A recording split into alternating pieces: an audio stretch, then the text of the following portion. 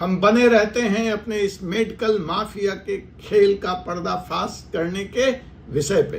तो यह जो धक्का बताने वाला काम है, यह जो पूरे के पूरे इंस्पेक्शन को बुलडोज करने का काम है, वो कैसे किया जाता है?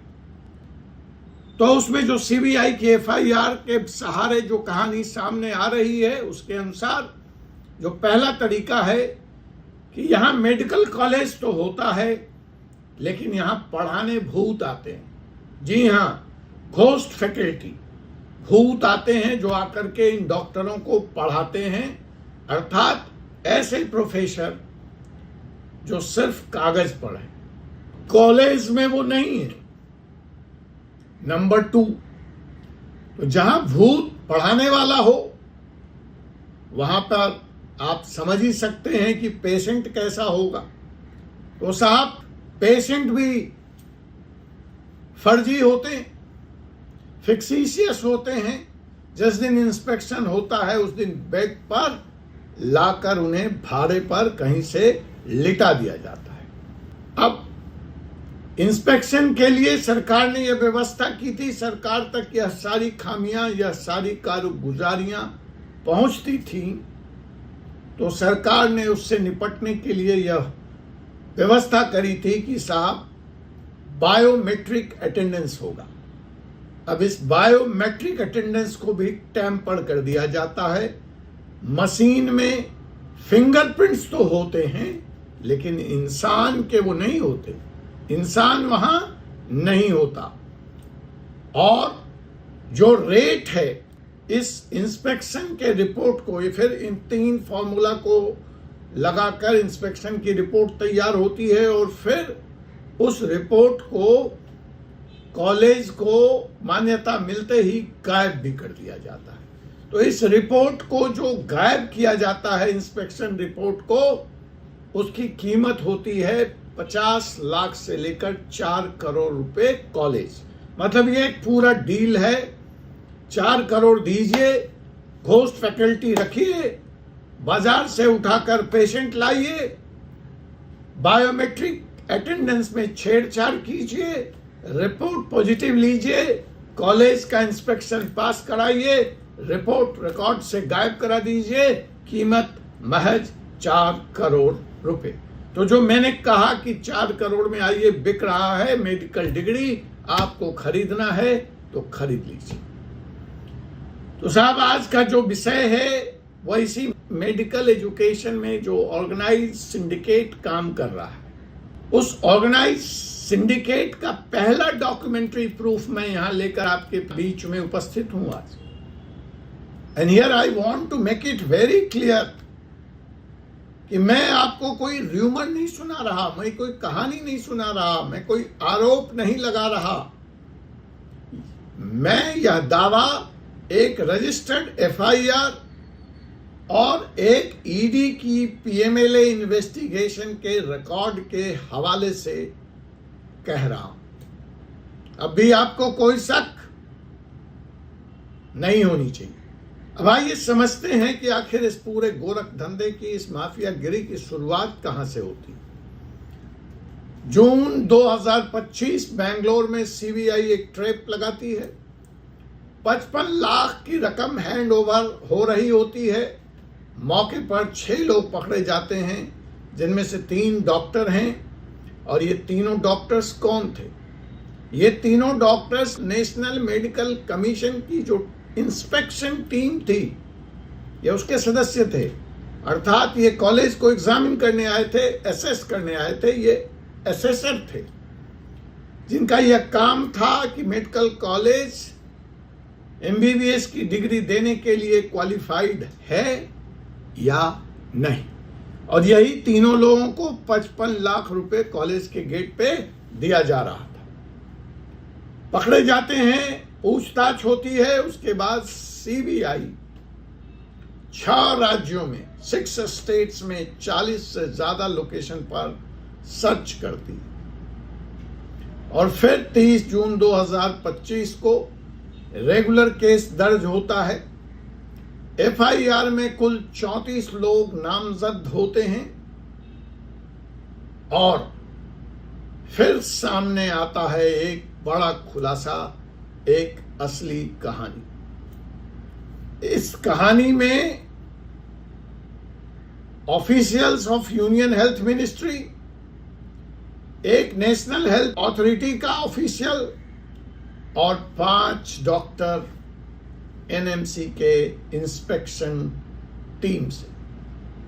और इस पूरे गोरख धंधे, इस पूरे माफियागिरी में, माफियाइज्म में कोई एक भ्रष्ट इंस्पेक्टर शामिल नहीं था। एलिगेशन है सीबीआई का कि एक पूरा का पूरा चेन था जो स्वास्थ्य मंत्रालय के अंदर से चलता था और वहां से लेकर वो फील्ड इंस्पेक्शन के तार तक जुड़ा हुआ था। सीबीआई का केस क्या है? एफआईआर के मुताबिक मिनिस्ट्री के अंदर से इंस्पेक्शन का शेड्यूल और एसेसर जो वहां आकस्मिक निरीक्षण करने जा रहा है, औचक निरीक्षण करने जा रहा है, उसका नाम पहले ही लीक कर दिया जाता था, ऑफ कोर्स फॉर मनी। अब सोचिए इसका मतलब क्या हुआ। इसका 2 मतलब था कि या तो कॉलेज को पहले से पता होता था कि इंस्पेक्शन किस दिन होगा, किस तारीख को होगा, किस वक्त होगा और किन लोगों के द्वारा किया जाएगा। अब इसके बाद कॉलेज के लिए 2 रास्ते खुल जाते थे। घोस्ट फैकल्टी से लेकर भाड़े के मरीज का इंतजाम कर लेना एडवांस में, ताकि निरीक्षण के दिन सब कुछ परफेक्ट लगे। और दूसरा ऑप्शन कि उस एसेसर से पहले ही पहुंच जाओ, सारी सेटिंग कर लो और फिर उनके निर्देशानुसार एक ऐसा ड्रामा प्ले करो कि आपकी रिपोर्ट पॉजिटिव ही पॉजिटिव आए। अब एफआईआर के मुताबिक ये दोनों ऑप्शंस डिफरेंट इंस्टीट्यूशन अपनी अपनी सुविधा के अनुसार अपनाते थे। केस भारतीय न्याय संहिता की सेक्शन 61 सबसेक्शन 2 के तहत दर्ज किए हैं। क्रिमिनल कॉन्स्पायरेसी, साथ में प्रिवेंशन ऑफ करप्शन एक्ट की सेक्शन 7, 8, 9, 10 और 12। फिर आता है 27 नवंबर 2025। सीबीआई की इसी एफआईआर को आधार बनाकर ईडी, इन्फोर्समेंट डायरेक्टरेट, पीएमएलए के तहत मैदान में उतरती है। इस बार 10 राज्यों में 15 लोकेशन पर सर्च कंडक्ट होता है। वो राज्य थे आंध्र प्रदेश, तेलंगाना, महाराष्ट्र, मध्य प्रदेश, छत्तीसगढ़, गुजरात, राजस्थान, बिहार, उत्तर प्रदेश और दिल्ली। अब इस लिस्ट को ध्यान से देखिए।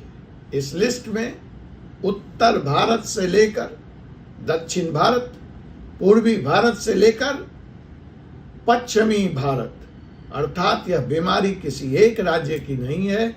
This is a national syndicate, this is a national mafia. और अब हम आते हैं उस हिस्से पर जो आपको डराएगा।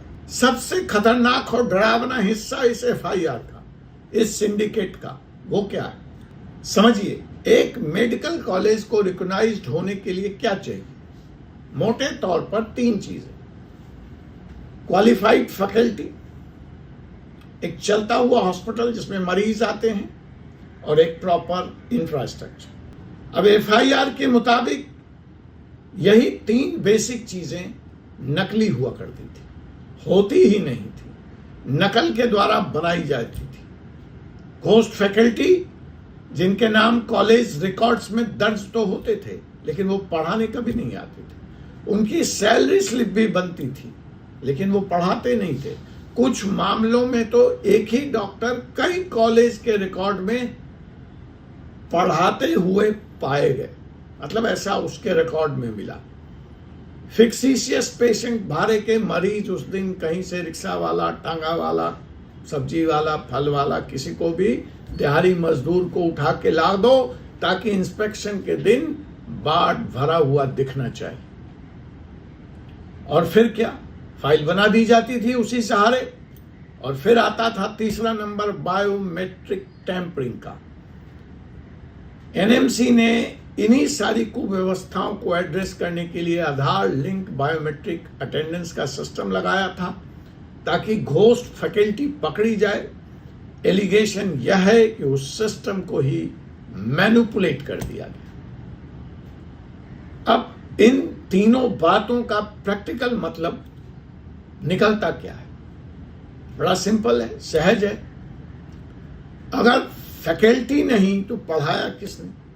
अगर मरीज नहीं तो क्लिनिकल ट्रेनिंग कहां हुई? एमबीबीएस एक अप्रेंटिसशिप बेस्ड डिग्री है। आप किताब पढ़कर सर्जन नहीं बन सकते। आपको मरीज चाहिए, आपको टीचर चाहिए। और जिस कॉलेज के पास न टीचर हैं न मरीज हैं, तो वहां से जो स्टूडेंट्स एमबीबीएस करके निकल रहा है, कल वो आपके परिवार का, वो आपके बच्चे का क्या इलाज करेगा? So is this just a corruption case, or this is much bigger? This is a public health case. कानून की सही जानकारी ही आपकी सबसे बड़ी सुरक्षा है। इसलिए कानून से जुड़े ऐसे ही महत्वपूर्ण वीडियो देखने के लिए हमारे YouTube channel 4C supreme law को अभी सब्सक्राइब कीजिए। Thank you.